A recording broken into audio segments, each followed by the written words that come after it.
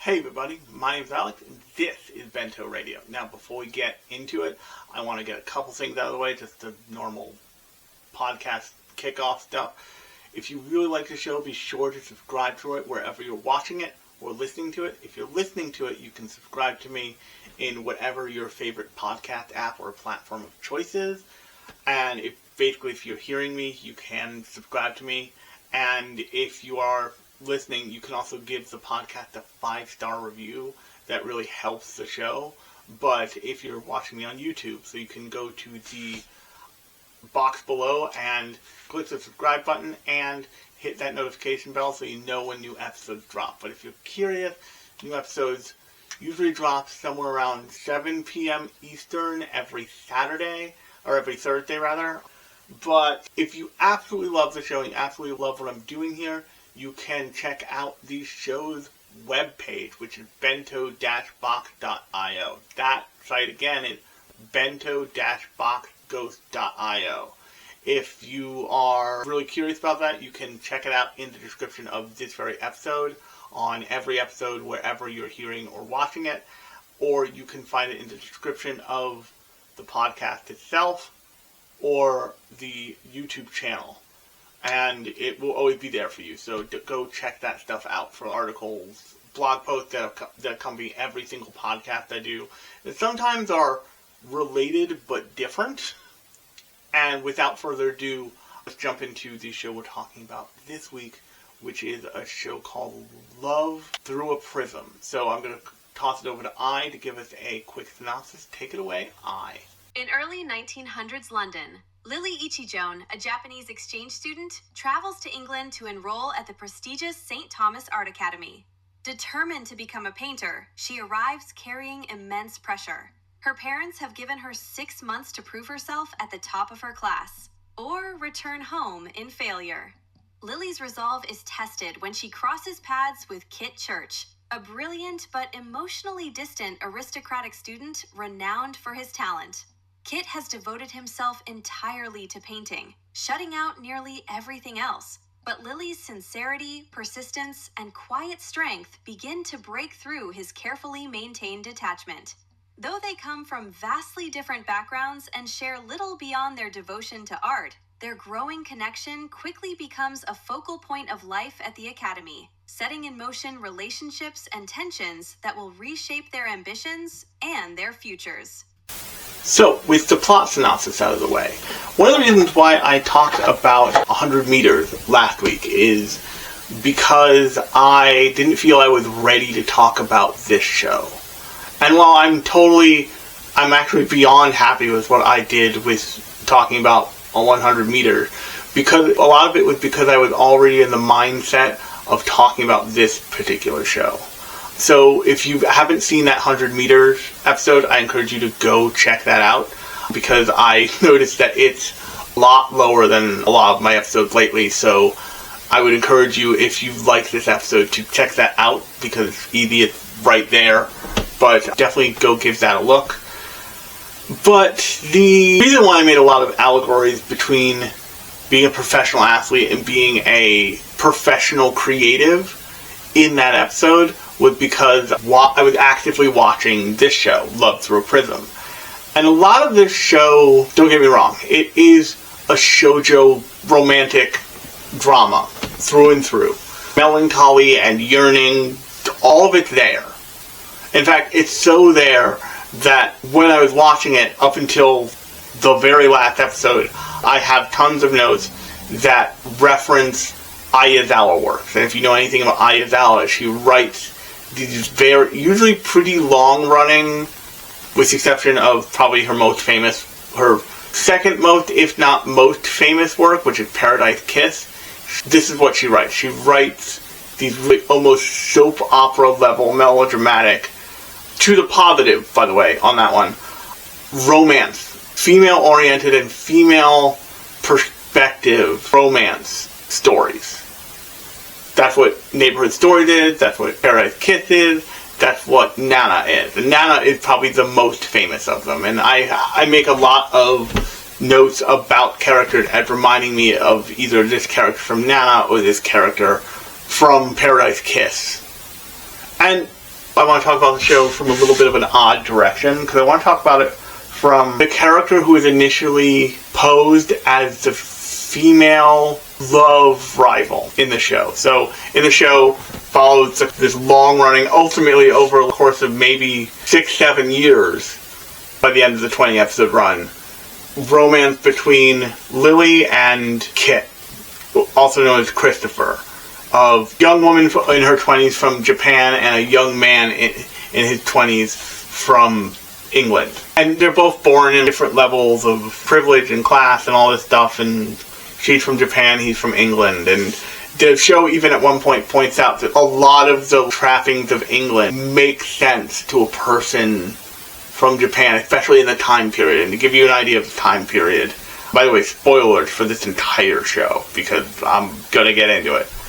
The time period is the early 1900s. Specifically, and I want to be clear about this, specifically before World War I, I believe. But, actually, I know it's before World War I, because it just straight up wasn't in the 50s. I'm going to assume.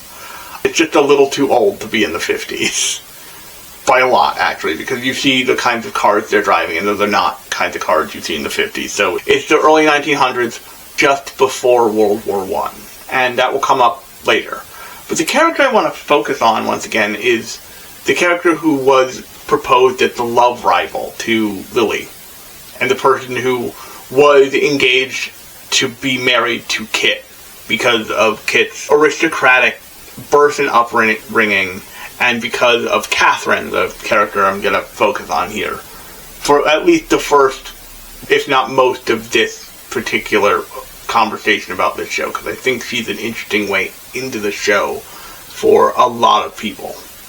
And Catherine, in the very beginning of the show, feels the way Nana Komatsu feels, aka Hachi in the Nana show.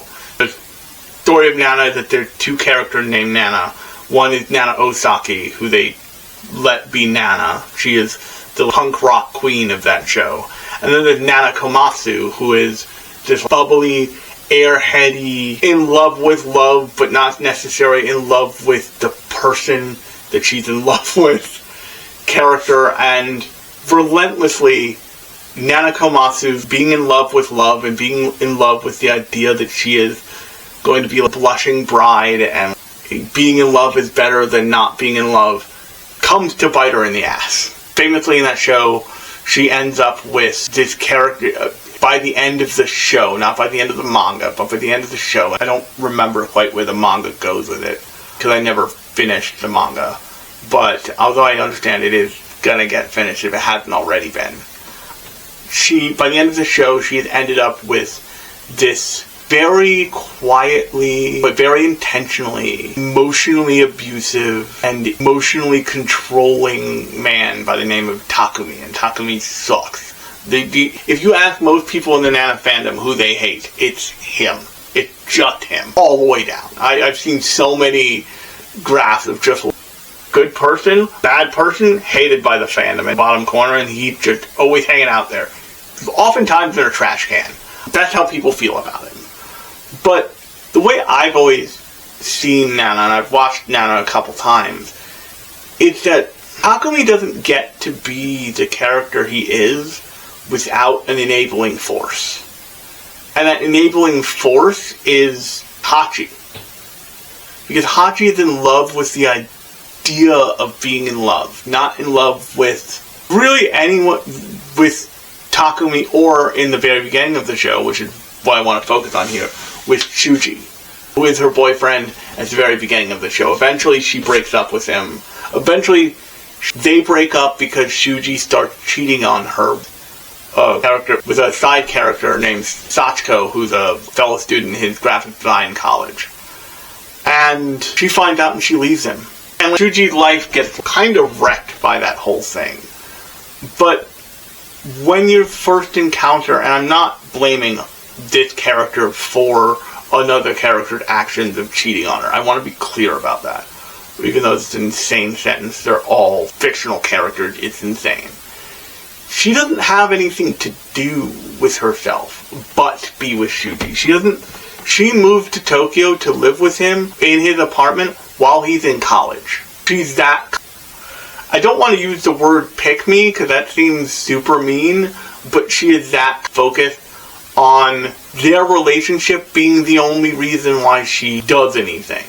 And eventually in the story of Nana, in the show Nana, he looks around his apartment, sees it spotless, sees that she had all this time to make all this food, and he's like, you gotta figure out something to do with yourself. You gotta figure out a reason to be here because I've got stuff going on. You don't. And he called her out on it, and that's the first salvo of what eventually becomes the scenario in which he cheats on her with somebody else. Is that she's just always around. Her whole thing is being his girlfriend.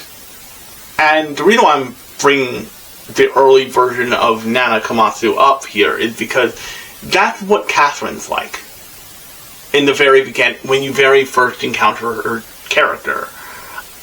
And throughout the show, she changes from being a character who really was choosing to exist for nothing but to marry Christopher Church, the heir to this duke's house, to his family's name, who happened to be a family run by a duke named, I believe, Henry Church, who you find out later in the show lived a really full life and was a creative person and went and explored the world and painted the world before he came back and became this kind of aristocratic pillar of England, basically.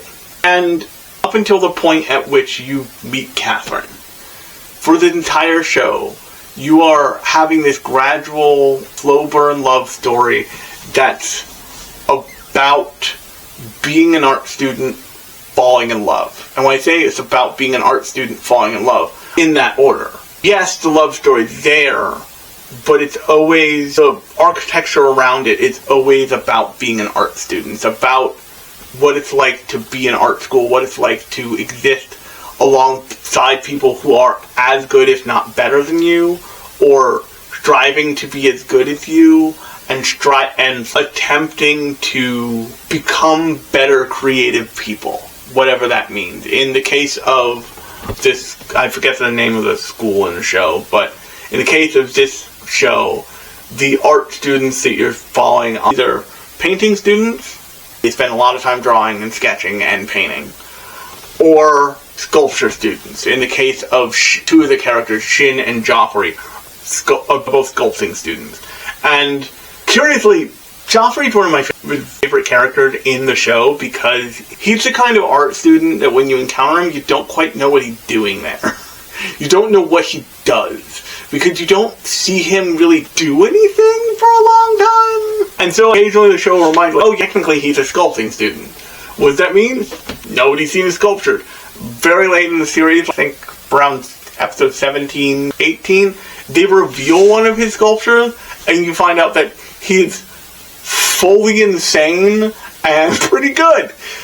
But he's like, you're actually good at this. And actually in that episode is when you see a lot of the characters, aside from the main three characters the show starts to quietly revolve around, which are Lili, Kit, and eventually Shin.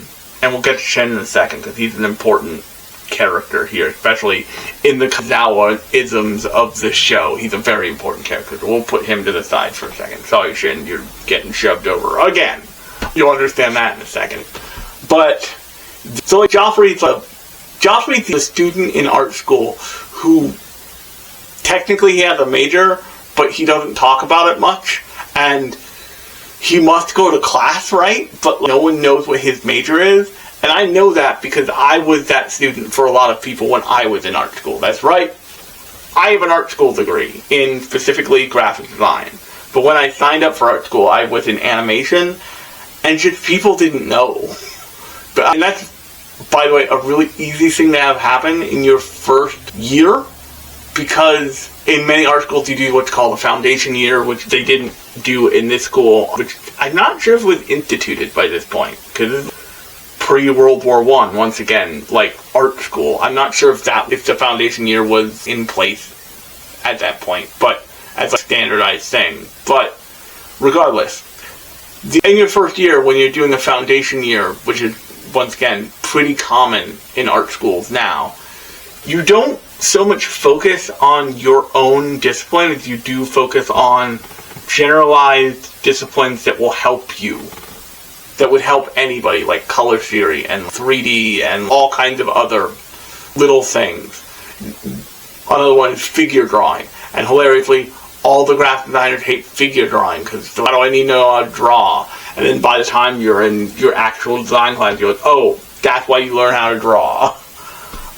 Hilariously, I transferred to graphic design and I just laughed at everybody when they were like, but I don't want to draw. Well, you kind of need to. Just so you have an idea of what you're looking for. If you have to, at the bare minimum, you need to know how to draw. If you talk to an illustrator about what you want in an illustration for a project, you'll need to know some stuff about how to do that.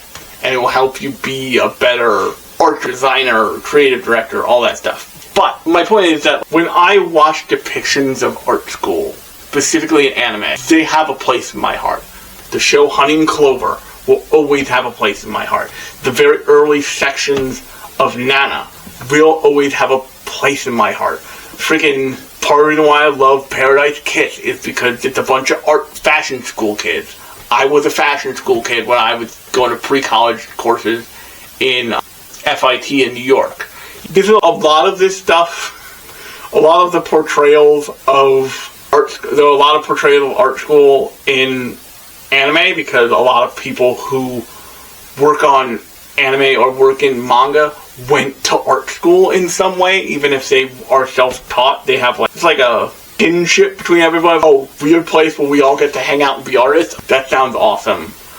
But a lot of the depictions of art school that stood out in my head are from Ayazawa work, because in every single one of the works I mentioned, Nana, Paradise Kiss, Neighborhood Stories, if I haven't mentioned Neighborhood Stories yet, they all feature at least prominent parts of them having to do with art schools. So, for example, Neighborhood Stories take place in Yadagaku Academy, which is literally the art school in all three of those properties.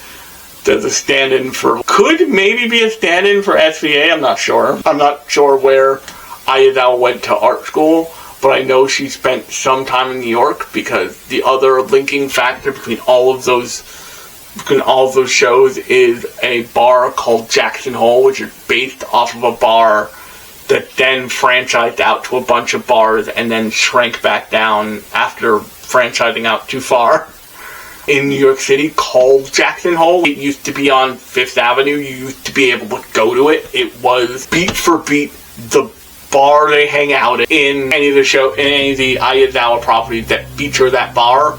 It used to exist. I've been in it. Jackson Hole still exists up by Museum Mile. You can still go to it. It's not as good, but it's fine.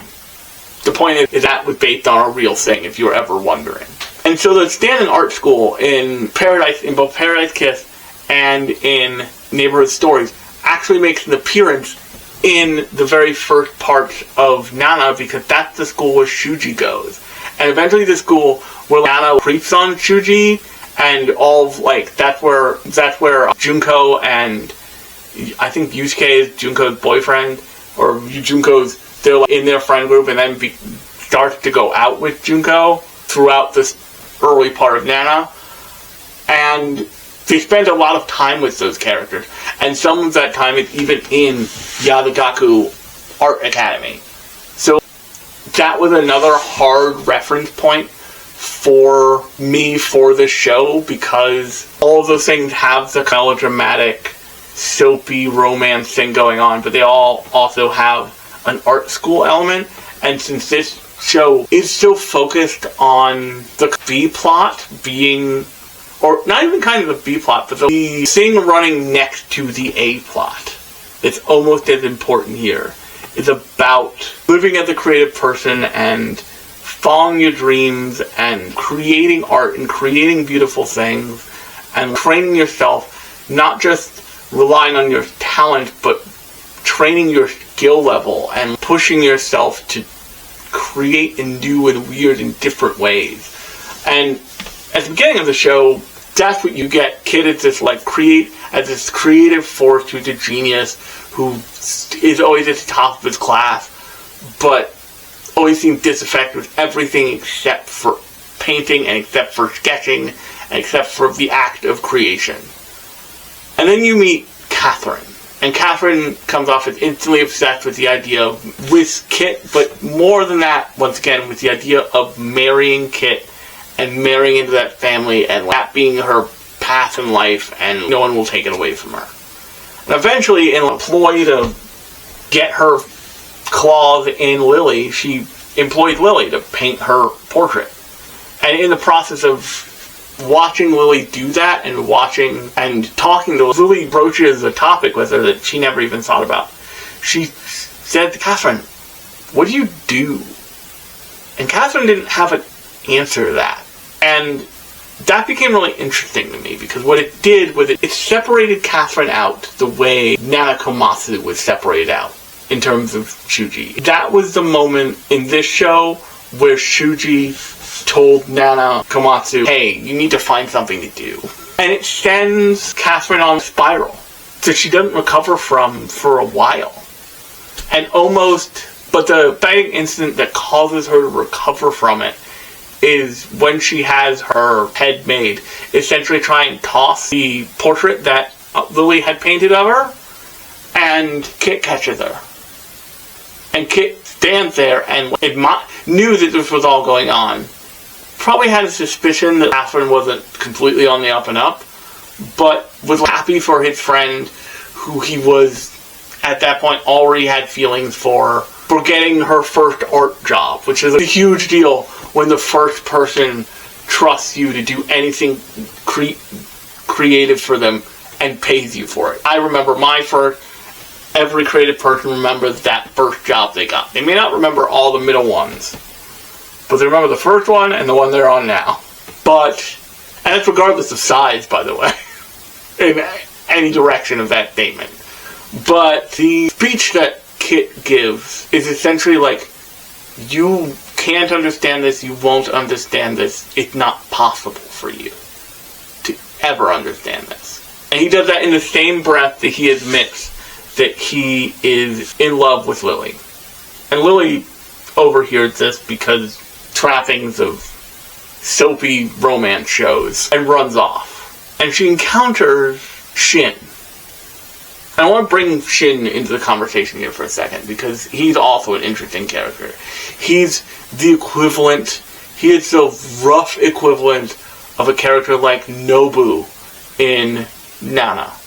Or, actually not quite like Nobu, because it's very clear that Lili cares about Shin and appreciates him as a person, but doesn't have that kind of love in her heart that she has for Shin, although eventually she is like, I'm gonna marry you because Kit might be dead because of World War. But the long and short of it is he's this romantic rival. He's set up as a romantic rival to Kit initially, but not really. Like, he pretty much he, as well as everyone else around both Kit and Lili, know that they're gonna be together. Whether anyone likes it or not. It's just going to happen. It's a matter of time. And in that moment, when she encounters him, she actually doesn't encounter him, but that was still a good point. We'll come back to that later. She actually encountered Peter, who's a different character, who is having serious art block. He feels really badly about himself. And he's really struggling with the fact that he is roommates with Kit, this incredible force of nature, and he doesn't feel good about his work. But the thing is that he's being vocal about it. Eventually, you come to find out that Kit has similar feelings. He just doesn't say anything. He just keeps pushing himself as hard as he can to get better, and that's what drives him to get better. And that's ultimately what drives Lili and a lot of them to get better, is like this. There are moments when you're, as a creative person, when you know that you've gotten better. When you look, I have the moments a lot when I look back at my old drawings, even from a couple days ago sometimes, I got better since then. It's noticeable. Or I look at drawings I did 6 months ago. I've gotten insanely better since then. It's seriously noticeable. And when you're first learning and when you're first given permission to focus exclusively on getting better like that, you make huge leaps and bounds because you weren't given the permission, structure, and the environment to solely focus on that stuff. So I'll give you a perfect example. When I went to art school, they gave us, instead of dorms, we got apartments. And the idea was to prepare us for the real world, but also the idea was to give us a level of freedom and adulthood where we could allow ourselves to focus on our assignments, on the big deal that it is to get better at creating, to build that skill and build that knowledge and try things out and feel like we had the safety to do that instead of just living in a tight little dorm room. We wouldn't say a different art school, like SVA, for example. I've seen those dorm rooms. Wow. But, so she encountered Peter, and the reason why I mixed up the Peter encounter and the Kit encounter is because eventually, Peter encounter and the Shin encounter, because eventually comes like Peter's feelings of inadequacy, of not being good enough. I missed the word there, but not being good enough, come to a head. And he gets in a fight with Kit after a whole thing happens where everybody thinks that Kit is like, where this whole thing happens. And Kit confronts him and says, "What the hell are you doing? Like, why? We're all trying to get better. We're all trying to do this stuff. It's not a competition." I think this is how it goes. And Kit had just confessed to Lili, and everybody knows that in the corner, so to speak. And Lili hauls off and smacks Kit in the face, fully, because he overstepped, and he was an arrogant asshole in a way that not only should you never be to your friends, but you should never be to another creative person who's in the middle of it, and going through it. And ultimately, in the text of the story, Peter leaves, and it's revealed that Peter had at one point always been deeply and meaningfully intelligent, in a way that none of the art school kids were. He went to King College on a full ride and studied economics. And was, oh shit, he wasn't here to avoid math class like the rest of us. Which is a thing that I always say to people, like, listen, you go to art school because there's no math and there's no gym requirement. It's full stop. But after that, when they're all trying to sort through this weird, slightly drunken, in the middle of a bar night that they just had, where Kit screamed at his roommate and Lili smacked, and Lili, the girl he's madly in love with, smacked the shit out of him because she thought he went too far, and everybody's a little messed up about it, obviously. Lili's sitting with Shin, and Shin has this incredible conversation with her about how people, especially in the arts, drive themselves to compete, but people drive themselves to compete almost without realizing they're doing it, because they feel it's what they should do. And here's where I want to come back to Catherine. Catherine was driving herself to compete because she didn't know that she shouldn't. She didn't know there was a way out of this. And eventually, through her relationship with Lili, she comes to the conclusion, Kit doesn't love me. He clearly loves you. Whatever he has for me is nothing compared to what he feels for you. You clearly love him. I love him, but I love the idea of him, and I felt that idea of what my life was going to be was my ordained, written by society destiny for so long that I had forgotten to think outside of it to anything that I might even want to do other than that. In her mind, she was always going to be a high society socialite wife. She was never going to have something of her own.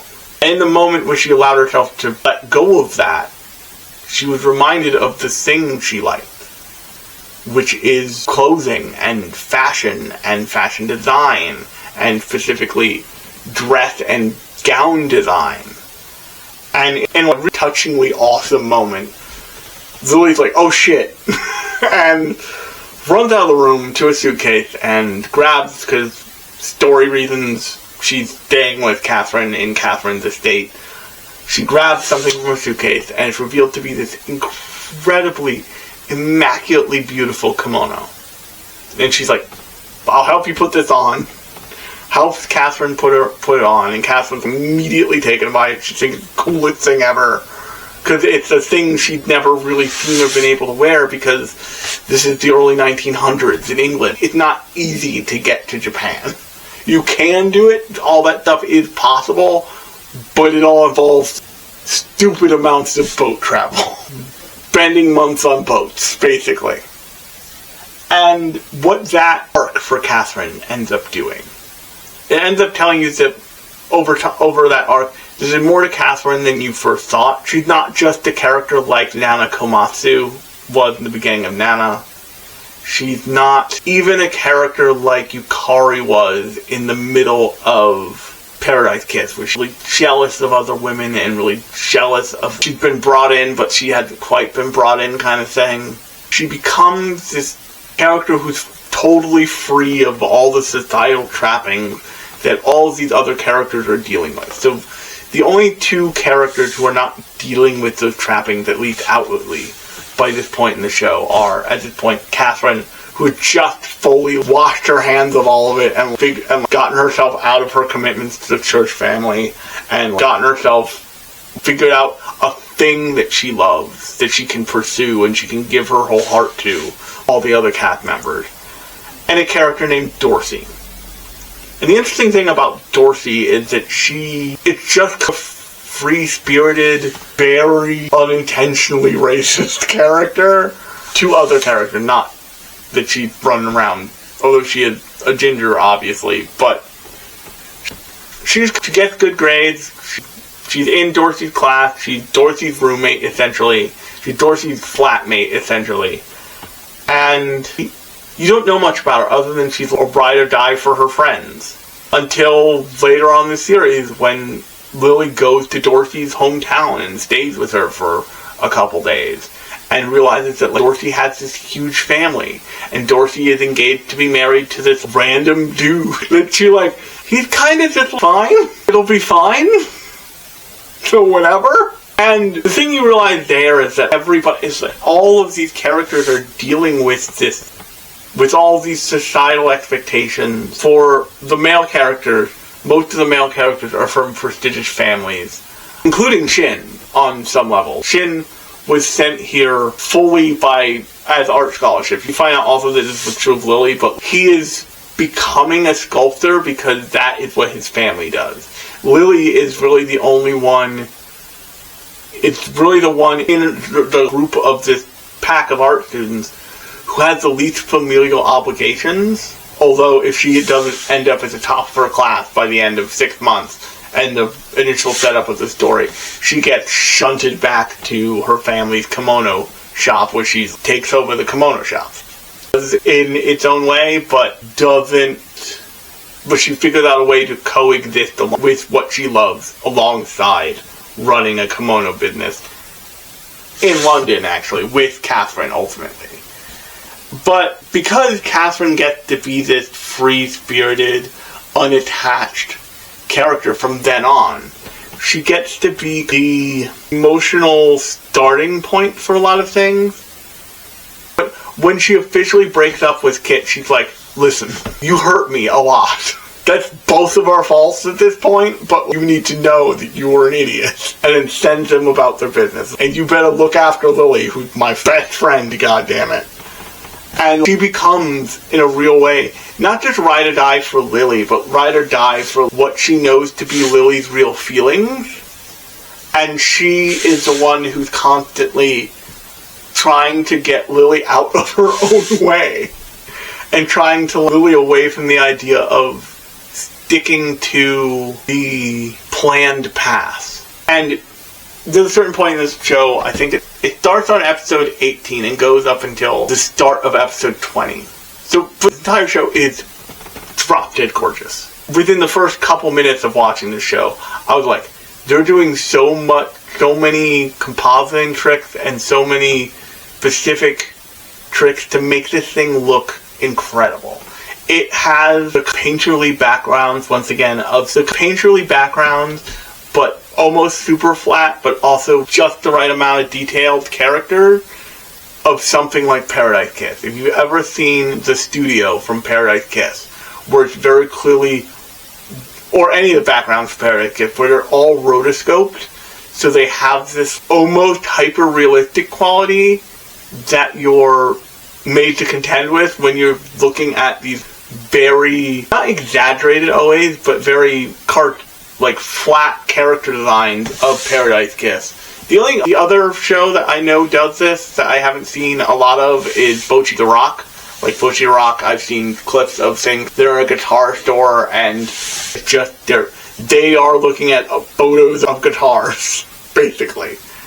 But for the entire show, you have this really beautiful, really color-rich, really interesting set of backdrops to everything. When you're in London, you get this really beautiful, disturbingly sunny depiction of London.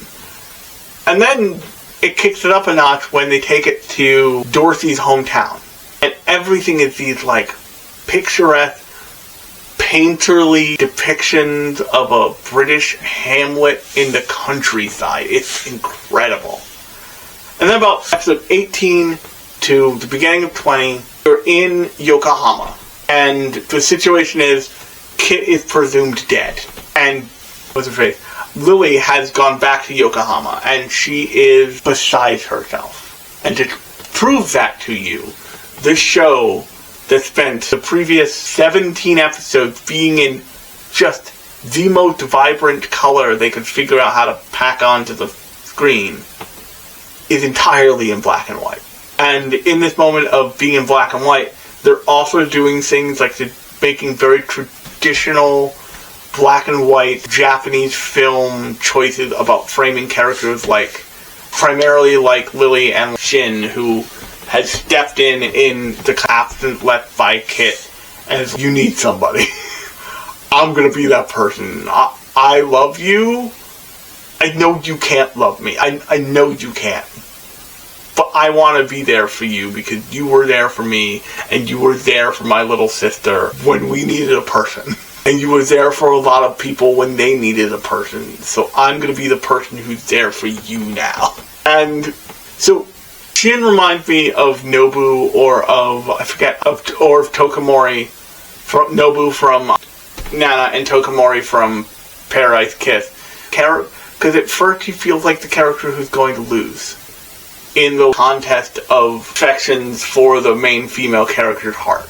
Unlike in Nana, where Hachi is making explicit choices to cheat on Nobu and leave Nobu specifically for Takumi. And so I've never understood why in Nana people hate Takumi so much, but they don't hate Hachi, because Hachi makes the choice every time. And Hachi's obsession with love is not an excuse for what she does to the male characters, to her boyfriends, to Takumi, to Nobu, to any of those characters. And the melodrama of that show comes from Hachi ultimately regretting her choices and regretting the fact that she's been essentially locked up in this gilded cage by Takumi, but she let it happen.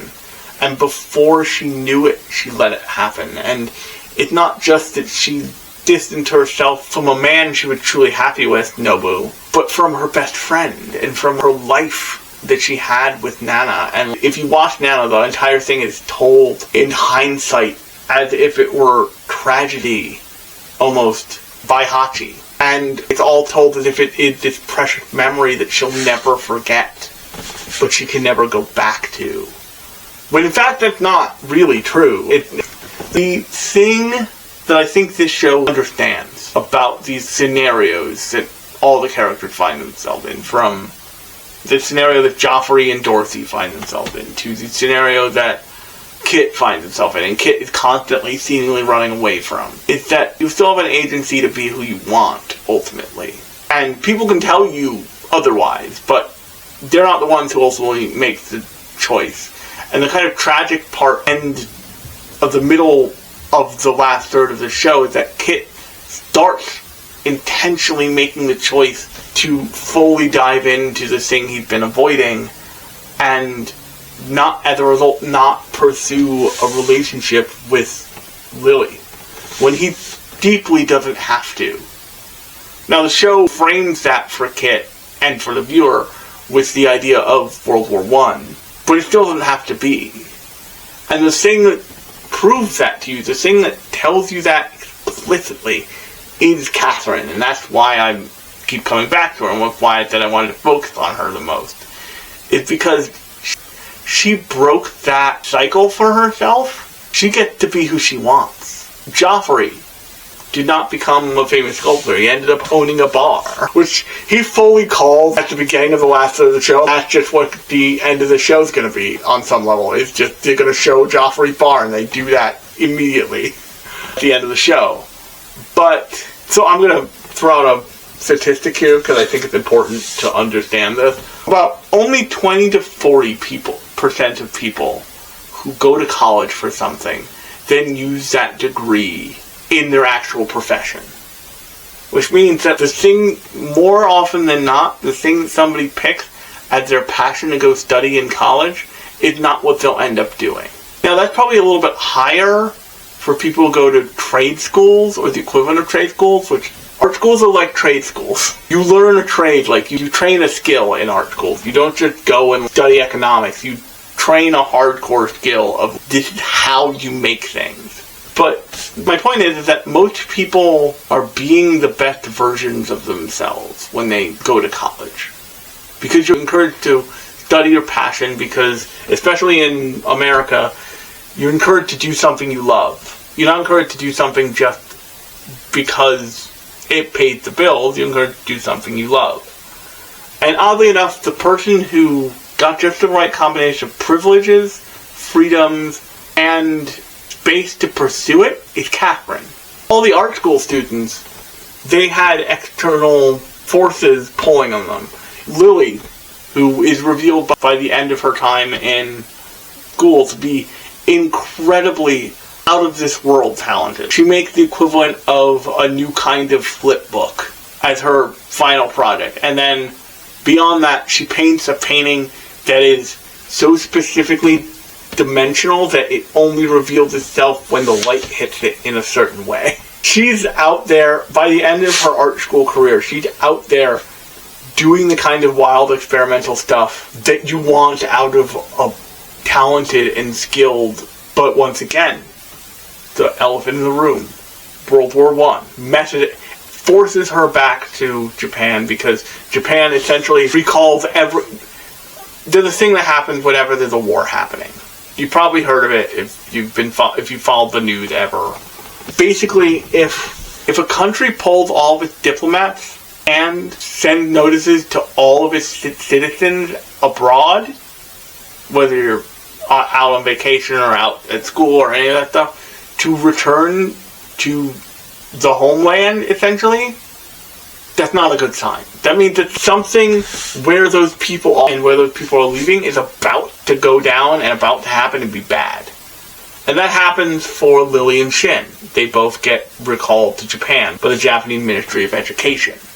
Because the Japanese Ministry of Education knows what everybody else knows. World War I's about to happen. And the really impressive thing about this show that you don't quite get unless you've lived through the beginning of a large-scale conflict, is that you don't quite, and the history books can't quite capture this, I would imagine, or don't have an interest in capturing it, because it's not as hard as Archduke Ferdinand was killed in this time, blah, blah. But it's like, things start to feel a little rancid at the very beginning of these kinds of conflicts. Before everything goes south. They feel rancid. And that happens here. It happens unequivocally here. And that forces everybody to have different reactions. Kit has to step into his family's role as a diplomat since his father had died, and this is forcing his hand. Lili and Shin are recalled to Japan. Joffrey has his own issues. The possibility Dorsey's husband is going to be called into service somehow. A whole bunch of knock-on effects that create real consequences for these kids' freedoms. And these young people's freedoms. They're not quite kids anymore, but these young people's freedoms. Even their art school is closing down because it's not deemed safe to operate an art school in the middle of something that might become a city, might become a war zone. And by the end of the show, has a bunch of time skips that are designed to get you past World War I, basically. So they can not pick up where they left off, but pick up where the characters find themselves. Shin and Lili are about to be married. They've been living with each other and supporting each other for years. You get the sense that they're close, but not close in the way they could be, not in the way that you would imagine a loving couple to be. All these characters have done all these things, and then you have Catherine. Once again, I come back to Catherine, who has started an international clothing label, who started a label that opened up a shop in Paris, and now has a shop in London and Paris. And she becomes this deeply successful, but deeply unattached and deeply happy person because she was given the space and ability to pursue the thing she loved once she stopped having to deal with all of this other stuff. And yes, ultimately, they end the love story. Lili and Kit get together at the very end, and they get to go to the cave where Kit found the lilies in the cave. That was the inciting incident for their first impromptu date at the very beginning of the show. But, as with any of these shows, the whole of it is about so much more. And a lot of what you get out of the show, and why I suspect people are so attached to the show, because I decided to watch this thing when I saw a bunch of conversations, actually on threads underneath Katsuka's posting of the trailer that just said this thing is a masterpiece, it's my top anime of all time. And while I wouldn't necessarily agree with that, I would say that I understand where people are coming from there, because it's about living your life in the pursuit of something. And what being in the kind of emotional state of doing what you love is when that gets mixed in with who you love. And for Lili, she is in love with painting, but in her drive to be better at that, to get more confidence, to prove to the world that it's worth her training that skill and becoming a better painter, she meets Kit, falls in love with him, and then that is so violently ripped away from her that her connection to the other thing she loves is right next to her connection for Kit. And so, for a period of 5 years, she doesn't touch a paintbrush. For a period of 5 years, Shin barely touches his sculpting tools either. But that's a different thing. And that shift from color, from the exquisite color of the show, to strictly black and white, is one of the most earned things I've seen in a show like this. They nail it. And then, when Kit shows up, they start introducing color slowly back in. And then all of a sudden, everything's in color again. And the reason that Lili wants to go back to London is not to go be with Kit. That's a nice to have. The thing that she needs, the thing that she wants, is to be in the place that let her be the most creative, that let her be the most herself. So much so that she makes a deal with her mother to start a version of their kimono business abroad so she can still paint. She wants to to have that environment and make that space for herself so much that she doesn't care if it's profitable. That's the thing that I think a lot, and if you're considering going to art school or you're graduating art school and maybe you don't want to work in your chosen form of art, that's okay. The big reveal of this show happens actually in 2 stages when it comes to working in art. First, it happens with Henry Church. It's revealed that Henry Church traveled around the world. I think I mentioned this already, but it's revealed that Henry Church traveled around the world painting and went to the same art school that Kit and Lili did decades ago and gave it all up to become not just a family man, but a pillar of England and a duke and serve his country. And on the side, he uses his immense wealth to fund the arts when he can, attend his kids' gallery shows. And ultimately, that's what Kit does. Ultimately, that's what Lili does. Is Lili runs a kimono shop in England alongside Catherine so she can support herself doing her art. Kit, I'm sure, returns and is still a diplomat. He is still aristocracy, but he has his art. The thing that's important to them is that they still do it, not that they do it as a profession. I think that's also a really valuable idea, but that's actually where I'm going to leave it. So, hey, I hope you enjoyed the podcast, and if you did, be sure to subscribe wherever you're listening or watching. If you're listening to it on a podcast platform and they allow you to give a 5-star review, be sure to do that. If you're watching this on YouTube and you really liked what you saw, be sure to subscribe to the YouTube channel and like the video. In addition, if you want to make sure that you don't miss a beat, be sure to hit that notification bell so you know when new episodes drop. But if you're wondering, they drop every Thursday night Eastern time.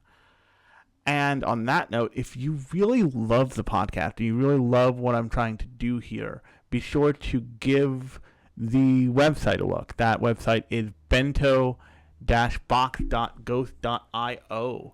There will be a link in the description of either this podcast or this video. It'll also be linked in the description of the entire podcast on the information page. It'll also be linked in the description of the YouTube channel. So there's plenty of ways for you to get to that website and check it out.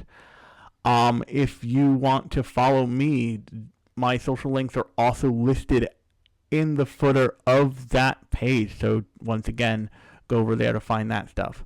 But I hope you liked the episode. I look forward to talking to you next time. But until next time, I have been Alex. This has been Bento Radio, and I'll talk at you later.